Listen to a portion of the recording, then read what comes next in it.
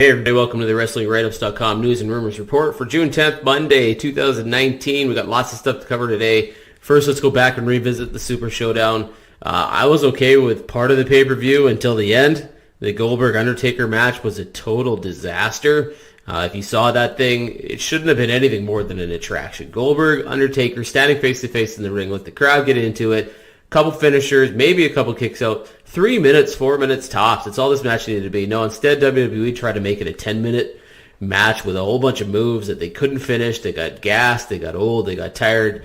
Goldberg knocked himself out, apparently. And then, of course, there was a screaming and yelling match that's speculated to have happened backstage.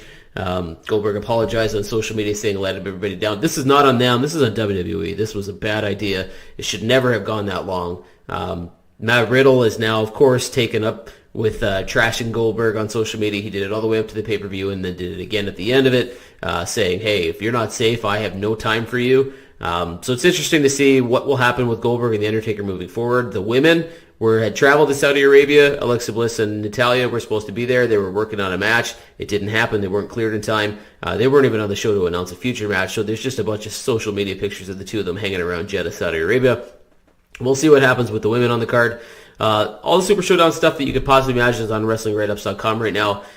One of the stories we ran late last night, early this morning, was that Justin Bieber called out Tom Cruise on social media and said, I want to fight you in an octagon. Dana White, will you get this match going on UFC? The only reason that we're even talking about this as a wrestling story is because, one, Tom Cruise is way too old, 56. He's never going to get cleared for a fight. Two, Tom Cruise isn't going to probably do it unless there's a real good reason or promotion for a movie. So WWE makes a lot of sense, and if they're smart, they're going to get in on this.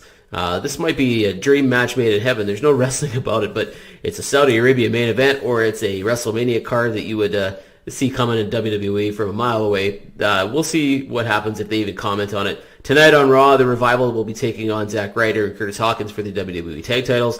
I expect fully that the Revival will win that match and probably walk away the new title holders.